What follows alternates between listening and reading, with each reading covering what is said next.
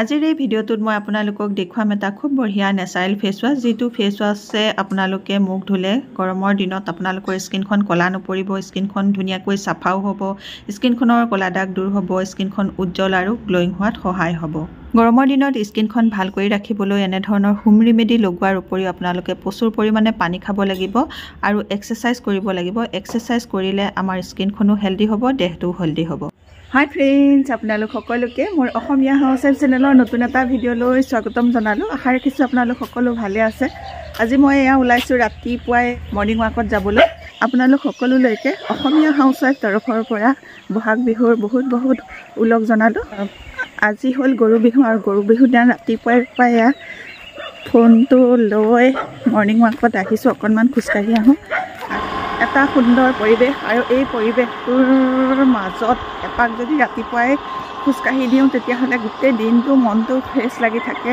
আৰু শৰীৰটো ভাল লাগি থাকে খুজকাঢ়িবলৈ যাওঁতে ইয়া ৰাস্তাতে পালো বহুতখিনি বান্দৰ আৰু আগলৈ নগৈ ইয়াৰ পৰা আমি উভতিলো ইমানখিনি বান্দৰৰ মাজত যাবলৈ ভয় লাগে খুজকাঢ়ি আহি পালোহি ইয়া ঘৰ আৰু গেটতে এয়া মিলি জুলি আৰু টুকটুকিয়া মোক দেখি বহুত ভাল পাইছে দেখিছেনে কেনেকৈ গেটত উঠিছে পালোহি 4 কিলোমিটাৰ খুজকাঢ়ি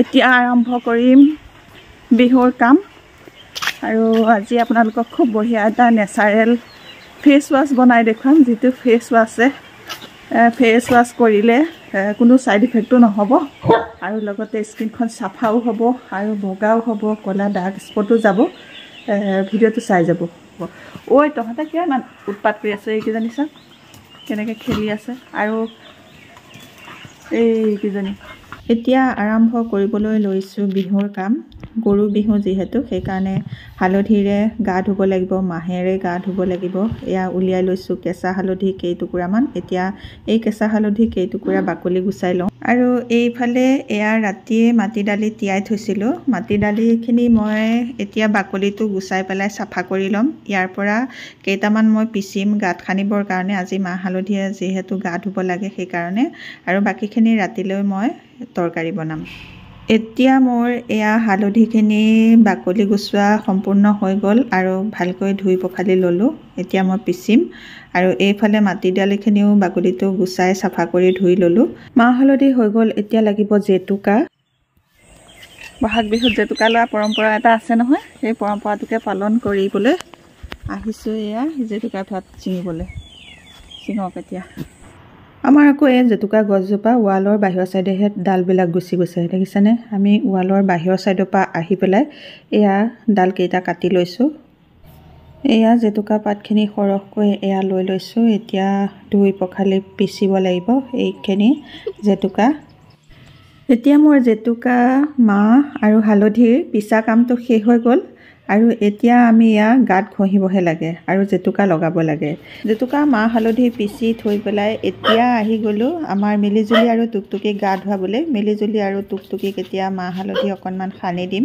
টুকটুকি মিলিজুলি গা ধুৱাবলৈ এয়া তিনিওজনীকে বান্ধি লোৱা হৈছে এয়া ৱালৰ ছাইডতে আৰু সিহঁতে গা ধোৱা ৰঙা বাল্টিটো দেখিলে এনেকুৱা ভয় খায় নহয় আৰু তিনিওজনী পলাই একদম ওপৰত থাকেগৈ সেইকাৰণে এনেকৈ তিনিওজনীকে বান্ধি লৈ পেলাই গা ধুৱাবলগীয়া হৈছে আৰু এতিয়া মই এয়া দেখিছেনে জুলিক অকণমান মাহ আৰু হালধি কপালত ফুট দি দিছোঁ এনেকৈ আজি বহাগ বিহু হয়নে নহয়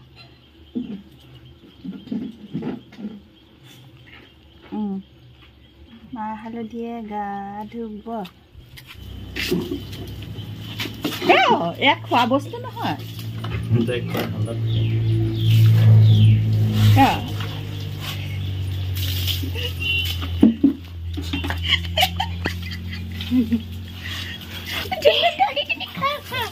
এজনী গা ধুৱাইছে এজনী গা মুচি আছে এজনী ৰৈ আছে এজনীকৈ গা ধুৱাই এনেকৈ মচি দিওঁতে বহুত সময় আমাৰ ইহঁতৰ লগত পাৰ হৈ যায় ইয়াৰ পাছতে মই আপোনালোকক এতিয়া বনাই দেখুৱাম এটা নেচাৰেল ফেচ ৱাছ এই ফেচ ৱাছটো বনাবৰ কাৰণে মই ল'লোঁ এটা খালী বাউল আৰু এই বাউলটোতে মই এতিয়া দিম এয়া মই পিচি থোৱা যিটো কেঁচা হালধি সেই কেঁচা হালধিৰ অকণমান ৰসটো আপোনালোকে কেঁচা হালধি অকণমানো ব্যৱহাৰ কৰিব পাৰে, নহ'লে এনেকৈ ৰসটো উলিয়াই ল'ব পাৰে।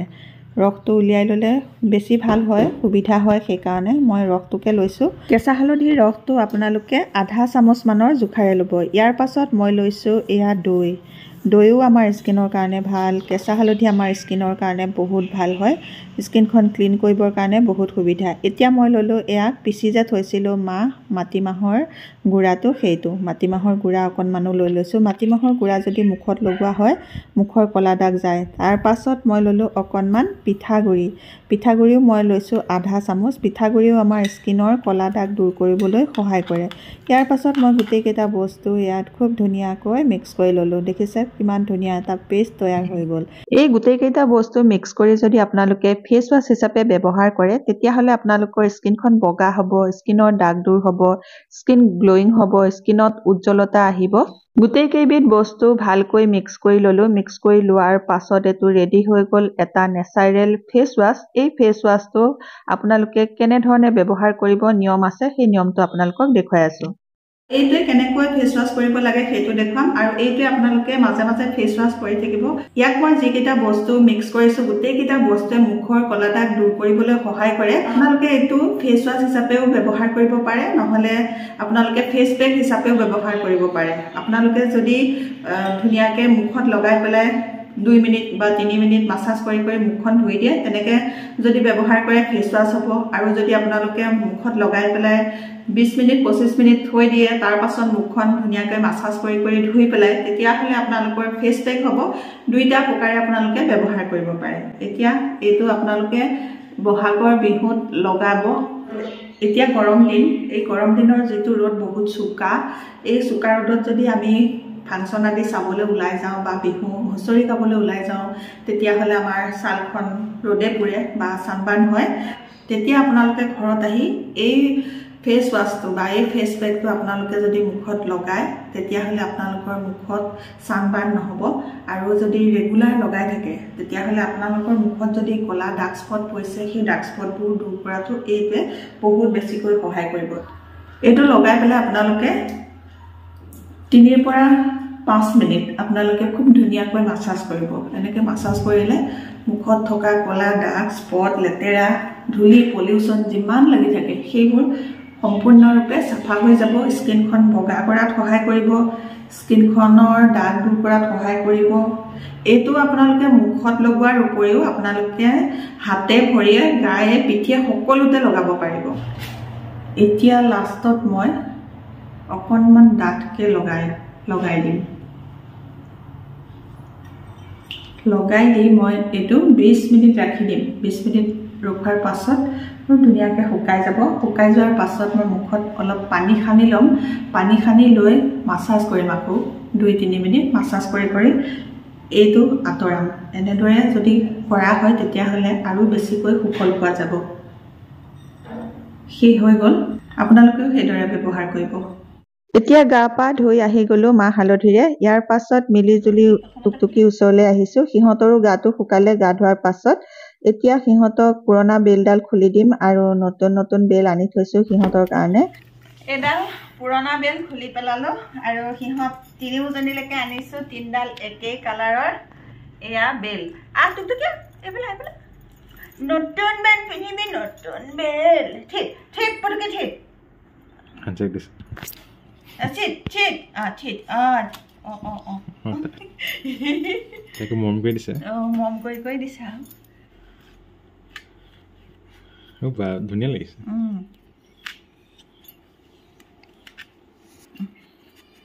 এইজনী আমাৰ টুকটুকি পিন্ধিলে, এইজনী আমাৰ টুকটুকি থা এনেকৈ খুব এইডাল পিন্ধিলে।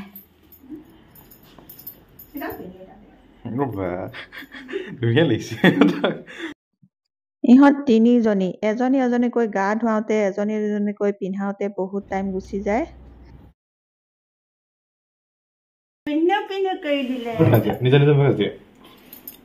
এতিয়া পিন্ধিব একেবাৰে সৰুজনীয়ে। এইবাৰ পিন্ধিছে আমাৰ মিলিয়ে ন, আমাৰ মিলিয়ে পিন্ধিছে। মিলিয়ে নতুন নতুন বেল পিন্ধিছে। এটা নিজৰ মাজত কাজিয়া চলি আছে তো নিজৰ নিজৰ মাজত কাজিয়া চলি আছে দেই বৰ ধুনু ধুনু লাগিছে সেইটো খুৱাবলৈ বহুত টান ঠিক এয়া তিনিজনী কুকুৰক 3ডাল বেল নতুন বেল টুকটুকি হেণ্ডচাক দিয়া হেণ্ডচাক বিহু শুভেচ্ছা থাকিল দেই হেণ্ডচাক খুৰা হেণ্ডচাক